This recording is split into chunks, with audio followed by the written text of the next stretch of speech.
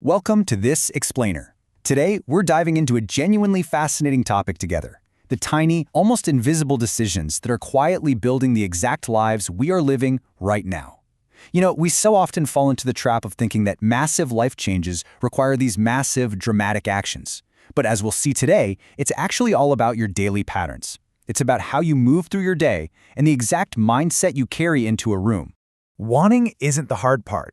Man, that is a validating thought, isn't it? If you have ever felt stuck in a rut, I want you to know something right now. Everyone wants a better life. Literally everyone wants more purpose, more freedom, and more energy. Simply desiring the change, that is never the hurdle. The people who actually go out and create a life they love don't just sit around wanting it. They deliberately show up for it every single day.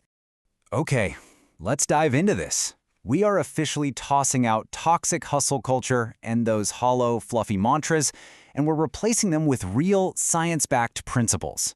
The shifts we're talking about today aren't just empty words you awkwardly repeat to yourself in the mirror. No, these are deeply rooted in practical psychology. So here is our roadmap for the explainer. We're going to start by breaking free from autopilot. We'll move through 4 highly actionable shifts to redesign your daily habits, and then we'll wrap the whole thing up by silencing self-doubt. Starting off with breaking free from autopilot, the invisible patterns keeping you stuck.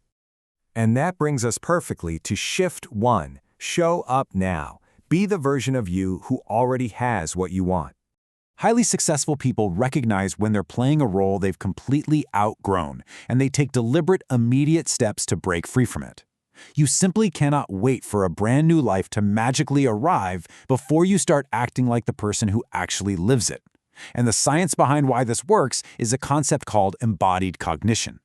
We usually think our body just reflects how we feel, right? Like if we're sad, we slump our shoulders. But embodied cognition shows that it goes both ways. Your movements, your posture, even how you speak, they actually send biological signals back to your brain to shape your emotions and build genuine confidence from the outside in. To brilliantly illustrate this, the source material shares the story of Dr. Shadeh Zarai. Back in her early corporate banking days, she blended in perfectly. Her wardrobe was, well, a literal grayscale mood board of gray, black, and brown suits. But when she decided she wanted to transition to being an empowering speaker, she started wearing vibrant colors. Even though she was still physically working in banking, she traded that muted attire for a bright, colorful speaker wardrobe. And this forced a massive psychological shift. It signaled her new identity to others, who actually began treating her differently, but way more importantly, it signaled her new identity to her own brain. She taught herself she was a confident speaker by literally watching herself act and dress like one. Moving right along to Shift 2, Social Contagion. Who are you becoming through proximity? I want to break the fourth wall here and challenge you directly. Think about the people you spend the absolute most time with. Like, really picture them. Who are they? Because they are quietly shaping exactly who you are becoming. There's a massive body of research behind this called Social Contagion. It's the phenomenon where beliefs, moods, habits, and even raw ambition spread through social groups like wildfire. Have you ever noticed that if you hang around people who constantly complain, you start complaining too? Or if your friends curse a lot, you suddenly pick up their exact vocabulary? That's actually called linguistic convergence. You will subconsciously shrink, or you will naturally rise to meet the exact standards of your peers. Get this incredible story about Jim Henson, the legendary creator of the Muppets. When he was young, a teacher straight up told them he was wasting his time making puppets. And Henson actually listened. He almost abandoned puppetry entirely, convinced it wasn't a serious job for a grown man. But then he took a trip to Europe.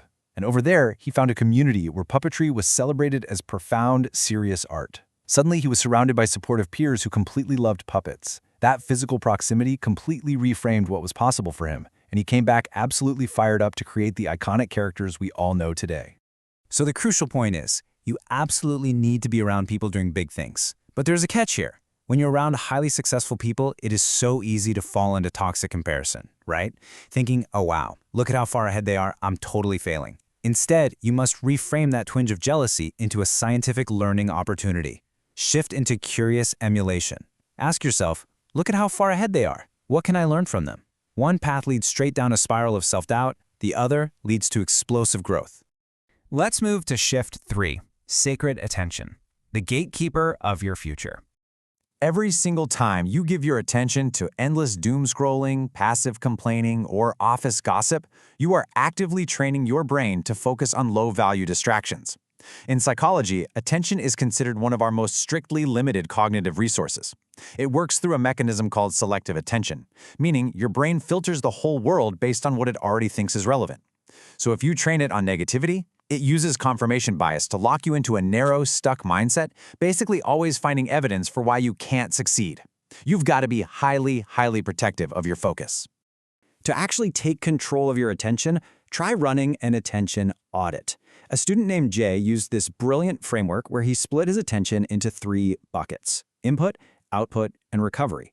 Now, Jay realized his buckets were a total mess. His input was endlessly absorbing motivational content without doing anything. His output, actually creating or doing something with that knowledge, was practically zero. And his recovery was just numbing himself by doom scrolling on social media. By actively rebalancing these buckets, less passive consumption, way more small acts of creation, and genuinely restorative rest, he completely took back control of his mental energy. Which leads us to shift 4, friction and flow. Designing your environment for success. Okay, truth bomb time. Motivation is an incredibly unreliable mood. It is not a strategy. True behavior change relies almost entirely on structuring your physical surroundings. Take this absurd but highly effective story. A woman desperately wanted to curb her online shopping addiction. She didn't just cross her fingers and rely on motivation. No, she took her credit card, dropped it into a container of water, and froze it solid in her freezer. Then she went and deleted all her saved card info online. Whenever she had an impulse to buy something, she literally had to pull the ice block out and wait for it to defrost. By the time it finally melted, the urge to shop had completely passed. And this brilliantly illustrates the core concept: adding friction versus creating flow. If you want to stop doom scrolling, add friction. Delete the apps or literally hide your phone in another room. Make the bad habit annoying and hard to do. Conversely, if you want to journal more, create flow. Leave your notebook right on your pillow where you literally cannot go to sleep without moving it. You are entirely bypassing the need for willpower just by making bad habits harder and good habits easier. Now, for our final segment, silencing your self-doubt. Because no, you can't just positive think your way past it. You can apply all 4 of the shifts we just talked about. But honestly, if you don't tackle the voice in your head, you're going to stay stuck. As insights from the book Big Trust note, self-doubt rarely shouts, it whispers. And it quietly keeps incredibly smart people playing small. The number 4 here is absolutely key. Based on years of PhD research and over 100 studies, researchers have identified 4 core professional and personal attributes that shape your happiness and career. When any one of these pillars is weak, that's when self-doubt gets louder. Strengthening these specific areas is how you actively, scientifically rewire your brain away from doubt.